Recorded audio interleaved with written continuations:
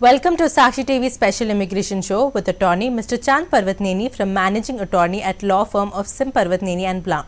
Please note that Sakshi TV now has 3 immigration shows every week on Thursdays at 5 p.m. EST with attorney Chand Parvathaneni, Wednesdays at 5:30 p.m. EST with attorney Prashanti Reddy in English, and on Friday at 6 p.m. EST with Banu Nindra. Please tune in to ask your questions. If you are an immigration attorney and would like to join our special shows, please email us at usa@sakshi.com or call us at 8667257441. Before we begin the show, please note that the information provided on this show is not legal advice and for general informational purposes only. Sakshi TV or its agents will not be responsible for the use of information. If you need any specific legal advice, please contact the attorney directly. Mr. Chan needs no introduction, but if you need consultation, please log on to spplawfirm.com site for contact information. When you connect with them, please don't forget to mention Sakshi TV. From the beginning, spplawfirm.com site has put a wealth of free information and online tools in the hands of immigrant community and for the benefit of US employers. The www.spplawfirm.com site provides you with the latest and cutting-edge information on US immigration laws and policies explained in terms you do not have to be a lawyer to understand. So, without any further delay, let us welcome him on our show, and we will continue the knowledge session along with the news and updates on latest immigration, followed by a Q&A. Before we get into the topic, you can call us in the numbers on the screen for questions related. So, hello Mr. Chand Garu, I hope you're doing well. Can you please tell us, are there any immigration updates this week? Sure. Thank you, Shivani, and thank you all the wonderful Sakshi viewers all across the world for joining in. In terms of updates, the main update is, I think it's for the next couple of days, the H1B filings for the CAP season, the very first time H1B applicants. So those filings are being done right now. The deadline is June 30th. So a lot of employers are rushing to get their filings on time. And this is huge because almost 100,000 petitions have to go to USCIS in the next couple of days before the deadline. So It is a lot of filings for H1B in the next couple of weeks for all the law firms, a lot of employers who deal with H1Bs, and hopefully I think we do anticipate to see approvals like last year. Majority of the cases will get approved, and more than likely I think things will be the same as last year. There is a severe shortage in IT industry right now, and there is a real need to get talented people to work in the country on H1B program. So hopefully H1B process will be smooth for most of the H1B applicants who are trying to get H1B visa for the first time. And also the May bulletin. This is for people who are in the queue to get the green card. So the May bulletin, the visa bulletin, will be effective from May 1st. And the dates have gone ahead for the EB2 category. So the dates moved ahead to December 2014 under the dates of filing chart. And anybody that is eligible to file their I-485s to get the green card, this is the last final application to get the green card, the I-485. So anybody that's eligible should go ahead and file, and should file as early as possible. And the May bulletin will be effective from May 1st. Yes. So, Mr. Chand, from the H1B approvals and from the H1B filings from India last year, everybody has this kind of question of what kind of salary do these employees earn. So, do you have any statistics, or does USCIS provide any statistics about this specific thing, and what exactly do you think? So, very recently, USCIS released the 2021 fiscal year's statistics for all the H1B filings. And when I say all H1B filings, it includes the CAP filings, the first time somebody is trying to get on H1B. It includes H1B transfers. It includes H1B extensions. Somebody who is already on H1B trying to, their employer is filing for their extension. It includes H1B amendments. So all kinds of H1B filings. So USCIS has released this data, and according to them, almost 400,000 H1B petitions were filed in 2021 fiscal year. So when we look at the entire number of filings done, it is 400,000 petitions that they receive. And note that this includes 85,000 CAP H1Bs in this number. And according to their statistics, the median salary is $108,000 per year.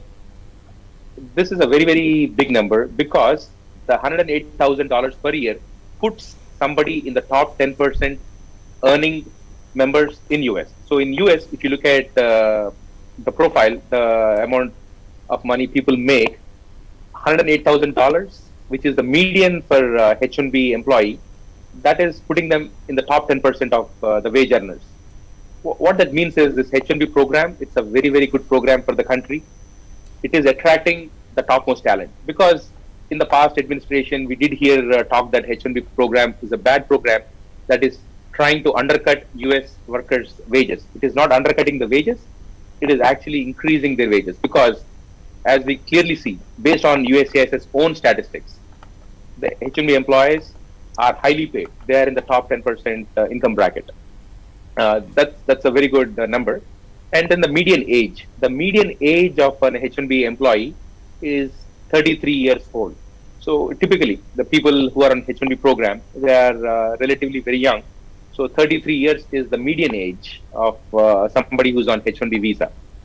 Not only that, 56% of the H1B employees, based on the filings, based on USCIS's own data, 56% have a master's degree. So that really shows the kind of employees that are coming here to work. Very highly talented, very highly educated, very high earning employees on the H1B program.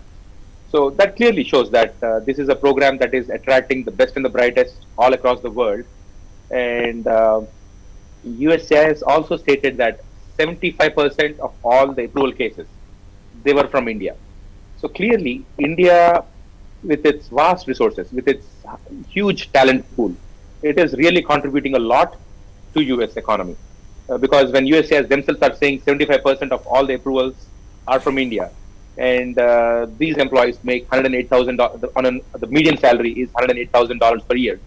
It gives everybody an idea on what kind of talent is coming from India and how they're contributing to US economy as a whole. Yes. So now, Mr. Parvathaneni, do you think that the H1B filings are complex, and what exactly is involved for filing of the H1B for the USA? Sure. So H1B filings are a bit complex. I mean, definitely, I mean, there is a little bit of complexity involved, and that is the reason why a lot of employers go through attorneys and big law firms to file their H1Bs. Because H1B is a complex process, it is an expensive process, and they are trying to attract the best and brightest across the world. And what that means is not only the employers are being cautious, even the government, USCIS, it is very cautious on what kind of people come and work under H1B. They want to make sure that they are working in the right job, the right occupation. They want to make sure the employees are qualified. They really are highly educated. So this is what happens before H1B is approved. And what that means is, yes, there is burden from the employer side to prove all the factors that are required in order to get an approval, which is what makes this filing a little bit complex. And the things that are involved on a high level, on a very, very high level is figuring out the salary that needs to be given to the employee, figuring out the occupational title, because the employee will have their own internal title, but we have to go back to the government and tell them what is the occupational title that we are filing the H1B for. The occupational title is very important, and that greatly impacts the H1B approval. And that is the part which is definitely complex, because as an attorney or as a law firm or as the employer, the company, they have to go back to USCIS and tell what is the ONET code, what is the wage level, and what is the salary they are offering to the employee. And this salary has to meet certain standards. They have to meet the Department of Labor standards, because the government has an interest in ensuring that the H1B program does not drive down the wages. So we have to go through the Department of Labor for something called labor condition application and get a certification on the wage. So the right wage has to be offered, and it is very highly important to ensure that this wage is not undercutting the US wages. So high level, there is some complexity, and assuming things are done appropriately, things are done correctly, the US government as well as USCIS, they do support this program. They do encourage people to come and work on this program. But from an employer perspective, from an attorney's perspective, from a USCIS perspective, everybody needs to work together to ensure that the government has the right data to make sure they take the right decision. And what that means is providing everything that is required under the burden of proof requirements to get an approval. Yes. So, Mr. Chand, we keep hearing that the H1B filings are too expensive, or they cost you a lot of money. So, what exactly, according to you, what kind of numbers can you give that it would cost approximately to the viewers watching the show? Unfortunately, it is an expensive process. But again, there are rules that say that only the employer has to pay for the H1B filing fee. It is very critical because it is such an expensive process. The government wants to make sure that only the employers pay for it and they don't make their employees pay for this fees. And in terms of fee, there are typically two main things involved in the entire process. One is the government fee, and then there is a legal fee because a lot of companies use attorneys to file their H1B petitions. So there is a legal fee. So on the government side, for majority of the cases, the fee is between $17.10 to $24.60. So depending on the size of the company, it is either $1,710 or $2,460. This is for most of the companies. However, some companies who have more than 50 employees but have majority of their employees on H1B visas. When I say majority, more than 50% of their staff is on H1B visas. For those kind of companies, there is an additional $4,000 fee that they have to pay. So the big IT consulting companies, big IT consulting companies, which are heavily H1B dependent. And what that means is more than 50% of their employees are on H1B visa. So those companies do have to spend another $4,000 to the government. So their fees is very, very expensive. But again, those are not really on the majority side. They are on the minority side. But some companies do have to spend that fees. And in addition to this, there is something called premium processing. So premium processing is where USCIS will either give an approval or will issue an RFE, a request for evidence, in 15 days. So if you want USCIS to act quickly and give you an expedited answer, we can pay $2,500 extra and get a quick answer. So some employers do spend that extra $2,500 in premium processing charge to get an answer quickly. So if they do that, that's another expense added on top of it. So overall, if you look at this process, it is an expensive process, but the only good thing is only the employers can pay for these fees, and they cannot really make the employees pay for these fees. The employer has to bear the government fees for the H1B program. Yes. So, Mr. Chand, once the H1B is filed, do you think the approval process is very simple, and is that instantly approved by the USCIS? And if yes, please tell us how that happens, and if no, what are some complications that you think can arise during the process? The government has an active interest in ensuring that the H1B program is correctly implemented. They want to make sure it is not misused. And what that means is they thoroughly go through each petition and make sure we meet the burden of proof. And there are standards for burden of proof in the H1B context. And the officers, they are supposed to follow the standards set for burden of proof, which is, in this case, it is preponderance of evidence. They have to follow that standard and look at the petition. And in general, what happens is USCIS makes the initial stage is the intake stage. So they have to make sure the fees submitted is appropriate, the right fees is paid, and all those things. So assuming the right fees is paid, the application, the signatures are there on the right pages, because you have to send the complete petition, and there are requirements on what pages need to be signed, what needs to be included. Things like LCA has to be included as a part of the filing. So there are some initial requirements. Assuming these are done, what typically happens is USCIS comes back and issues a receipt. And that is when the process starts. So if USCIS issues a receipt for the filing, that is when we know that we have passed step one. Step one where the filing is done appropriately. Once USCIS issues the receipt, they thoroughly review the file. And if they're satisfied, they approve the case. So a lot of cases do get approved directly. And that is what all of us aim for, getting a direct approval and get the filing done. However, a lot of cases also do not get a direct approval. USCIS has a policy where they do not directly deny a case. So once we get a receipt for a case, the case will not directly get a denial. Typically, based on the current regulations, they cannot directly deny a case. However, what they can do is, instead of approving the case, they can come back to us and say they see some issues in the case, and they will list out all those issues, and they will ask us to respond back. And that is something that could be expected. And this is what is called a notice for, this notice is called request for evidence. And in colloquial, for all practical purposes, it is known as an RFE. So RFE means request for evidence. So for many cases, what happens is USCIS issues this notice and called RFE, request for evidence, and then they will say, now come back to us and submit all the documents that we request in this RFE. Yes.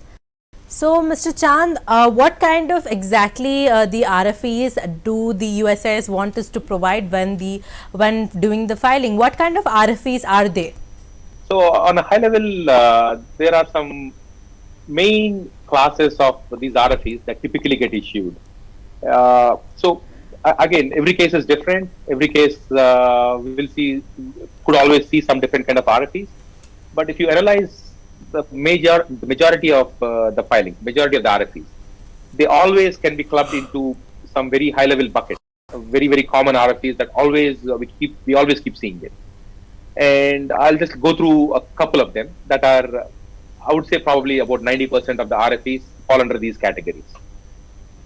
A very, very common thing that we see nowadays is an RFE for beneficiaries qualifications. As a part of the filing, we are supposed to prove that the employee is qualified for the job. And what that means is, if the filing is for a computer job, a IT professional, we have to show that the employee is qualified. So they issue an RFE and they will specify, they will state why they think the employee is not qualified, and they will ask us to prove the beneficiary is qualified. So this is one common RFE. Then we have a specialty occupation RFE. This nowadays it is not that common, but again it is issued once in a while, and again this is an RFE that one can expect. And again, a specialty occupation RFE, it is asking us to prove that the job that we have applied for, it is a very, very specialized and a complex position. That is what, on a high level, again this is just a summary, that is what a specialty occupation RFE says. And yes, another common RFE is a vibe check RFE, requesting for company information. So this RFE basically says they did not find information about the company, or whatever information they found out about the company conflicts with the information we are providing them, and they will ask for details about the company. That's what typically vibe check RFE is about. And another RFE that I would say is probably seen in majority of the cases nowadays is an RFE requesting for maintenance of status. So this is an RFE that gets issued if somebody is in US. So if somebody is in US, USCIS basically wants us to prove that they are staying in the country pursuant to a valid status, and they are following the rules that they're supposed to follow as per their current status. So if somebody is a student, they expect them to be a student. So they will ask us for evidence to show that somebody has been maintaining their status in the country appropriately. So that's a very, very common RFE. And a variation of this RFE is for students. So when somebody is a student, this RFE gets asked in multiple styles.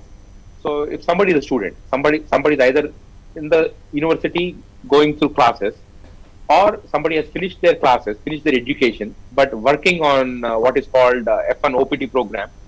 Or sometimes what people do is, while they're studying, they work under what is called CPT program.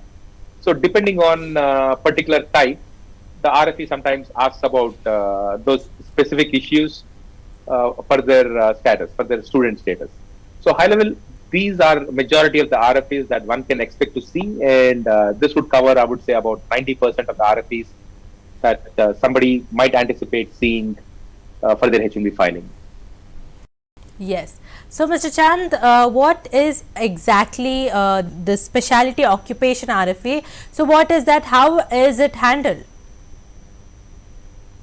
So in terms of all the RFEs nowadays, I would say probably specialty occupation RFE is one of the most complex RFEs that USCIS has been issuing. And when a specialty occupation RFE is issued, what they are saying is they are saying that they do not think the job is a very complex job. They do not think that somebody with a bachelor's degree in a specific field needs to work this job. So high level, they're targeting the job. They're targeting the job duties that the employer has stated to USCIS. So it is more about the job description, the job position. That's this RFE about. And in general, uh, the employer, what is the employer supposed to do to overcome this specialty occupation RFE?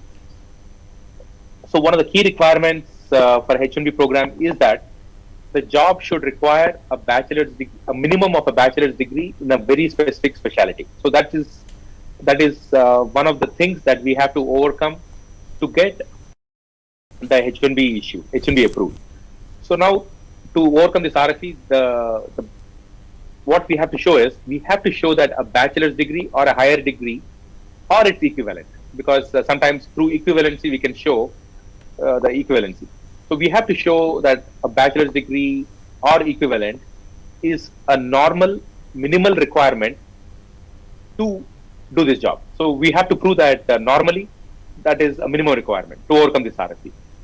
And we can also show the degree requirement, the bachelor's degree minimum requirement. It is also a requirement that is common to this industry. So that's also another way we can prove specialty occupation RFE.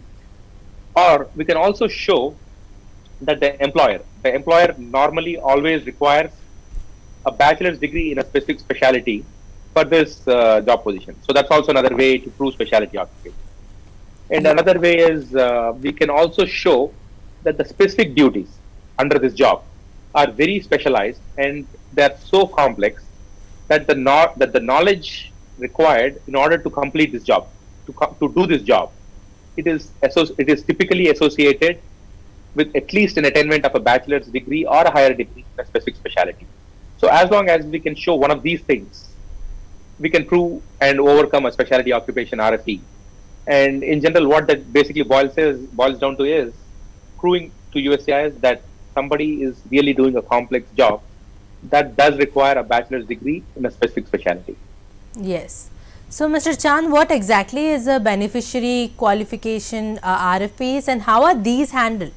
So the critical requirement that USCIS is looking for is to prove that the beneficiary is qualified for the position that one has applied based on somebody having an equivalent of a bachelor's degree in a specific field, not any generic field. So if we say somebody has a civil engineering degree, and we say that he's going to work as a software developer.